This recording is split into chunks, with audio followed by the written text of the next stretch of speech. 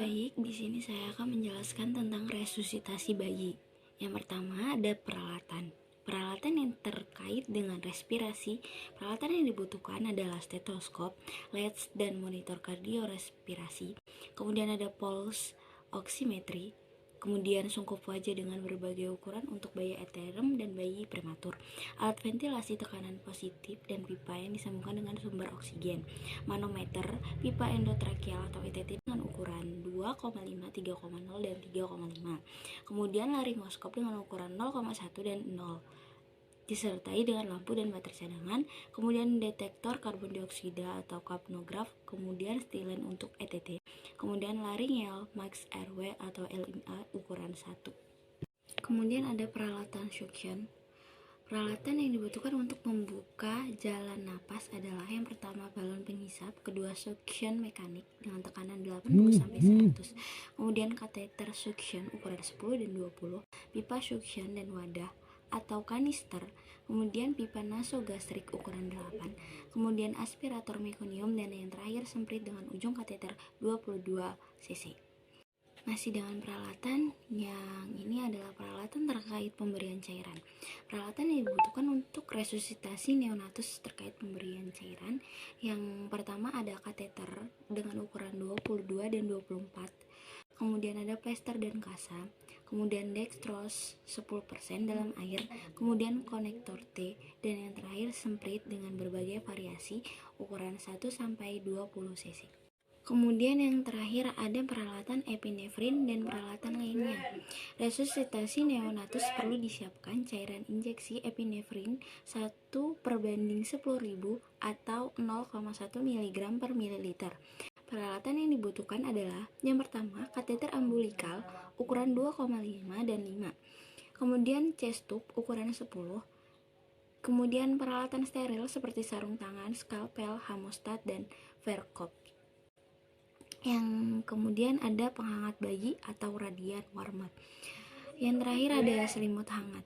Peralatan sebaiknya ditempatkan pada lemari yang diorganisir berdasarkan tahapan algoritma resusitasi.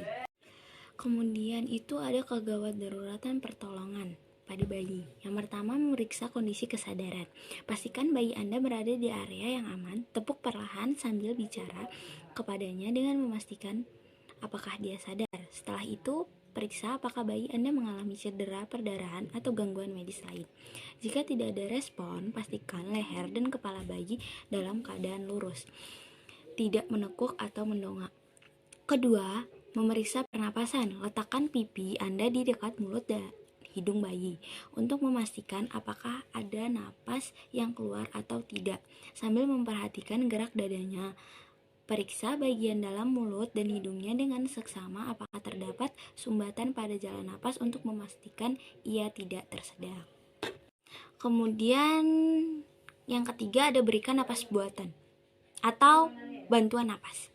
Jika bayi Anda tidak menunjukkan respon apapun, Anda disarankan untuk segera mencari bantuan pertolongan medis, dan jika mampu, Anda bisa lakukan cardiopulmonary resuscitation atau CPR. Pada bayi dengan langkah awal memberikan bantuan napas sebagai berikut. Yang pertama, pastikan kepala dan leher dengan posisi lurus. Kemudian angkat sedikit dagu bayi. Tarik napas Anda lalu hembuskan udara dari mulut Anda ke mulut dan hidung bayi. Pastikan tidak ada celah antara mulut Anda dan wajahnya. Jika mulut Anda tidak bisa melingkupi lubang hidung dan mulut sekaligus, pilih salah satu, tapi pastikan lubang lainnya tertutup agar tidak ada udara yang keluar. Pastikan apakah dada bayi mengangkat ketika Anda mengembuskan napas. Perhatikan juga apakah dadanya kembali turun saat udara keluar. Kemudian yang terakhir adalah lakukan kompresi dada. Jika timbul tanda-tanda kesadaran, lanjutkan bantuan pernapasan sampai bayi bisa bernapas kembali dengan normal sambil membawanya ke rumah sakit terdekat. Bila ada respon pernapasan atau gerakan tubuh, lanjutkan melakukan kompresi dada dengan cara berikut. Yang pertama, tekan bagian tengah dada dengan jari telunjuk dan jari tengah. Kemudian lepaskan. Ulangi dengan kecepatan 100 tekanan per menit. Lakukan kompresi dada sebanyak 30 kali yang diselingi dengan 2 kali bantuan napas. Ulangi terus sampai timbul respon pernapasan atau sampai bantuan medis tiba. Kemudian yang ketiga ada triek. Prosedur triek dimulai ketika pasien tiba di instalasi gawat darurat. Dokter akan langsung melakukan pemeriksaan singkat dan cepat untuk menentukan kondisi pasien. Pemeriksaan singkat dan cepat ini meliputi pemeriksaan kondisi umum, tanda-tanda vital, kebutuhan medis, dan kemungkinan bertahan hidup. Setelah melakukan pemeriksaan, dokter akan menentukan kategori warna triek yang sesuai untuk kondisi pasien. Jika berada di kategori merah, pasien akan langsung diberikan tindakan medis di ruang resusitasi, dan bila memerlukan tindakan medis lebih lanjut, pasien akan dipindahkan ke ruang operasi atau dirujuk ke rumah sakit lain.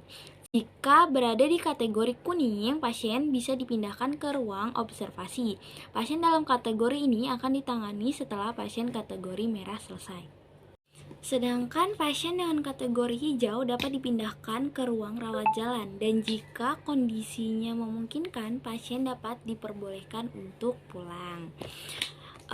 Kemudian untuk pasien yang sudah meninggal, yaitu dengan kategori hitam, bisa langsung dipindahkan ke ruang jenazah. Status triek ini akan dinilai ulang secara berkala karena kondisi pasien dapat berubah sewaktu-waktu. Apabila kondisi pasien berubah, dokter juga akan segera melakukan triek ulang atau retriek. Sebagai contoh, pasien yang berada dalam kategori kuning bisa berpindah ke kategori merah ketika kondisinya bertambah parah. Kemudian yang keempat ada primary survey. Saat bayi baru dilahirkan, dokter dan perawat atau bidan akan mengeringkan dan menyelimuti tubuh bayi, serta menjaga suhu tubuhnya agar tetap hangat. Setelah itu dokter akan melakukan observasi dan memantau kondisi bayi. Jika diperlukan, dokter mungkin akan memberikan oksigen kepada bayi. Selama melakukan observasi, dokter akan memeriksa pernapasan, pergerakan, tingkat kesadaran, dan perubahan kulit bayi. Jika dari hasil pemantauan ditemukan bahwa kondisi bayi memerlukan resusitasi, misalnya jika nilai apgar bayi tersebut rendah, maka akan dilakukan beberapa tindakan. Yang pertama, pemberian stimulasi atau rangsangan untuk memancing bayi bernapas sendiri. Kedua, pemberian bantuan napas buatan melalui hidung dan mulut bayi. Kemudian kompresi atau menekan dada bayi secara konsisten untuk merangsang kerja jantung dan melancarkan sirkulasi darah bayi. Yang terakhir, pemberian obat-obatan untuk membantu memulihkan kondisi bayi jika diperlukan. Kemudian yang kelima ada pemberian bantuan hidup dasar. Yang pertama ada backflow mask untuk memberikan ventilasi yang efektif dan aman. Kedua ada defibrilator dibutuhkan dalam memberikan bantuan hidup lanjut bila ada irama jantung yang dapat dilakukan shock. Kemudian yang ketiga ada laryngoskop. Keempat endotracheal tube ke supraclaustic airway device, laryngeal mask airway atau LMA. Yang kelima ada tabung oksigen atau suction. Yang keenam ada alat monitor detak dan irama jantung seperti stetoskop dan monitor EKG. Yang terakhir monitor saturasi dan CO2. Dan yang terakhir atau keenam adalah tindakan resusitasi. Jika bayi baru lahir tetap tidak bernapas spontan meski telah mendapatkan resusitasi, dokter akan melakukan tindakan intubasi pada bayi untuk memberikan napas buatan. Setelah itu, bayi perlu menjalani perawatan di ruang NICU, terutama jika kondisinya melemah dan tidak stabil setelah dilakukan resusitasi. Dokter juga dapat melakukan tindakan penyedotan cairan atau mekonium dari mulut bayi, terutama pada bayi yang dicurigai mengalami gangguan henti napas akibat tersedak atau asfiksia mekonium. Terima kasih.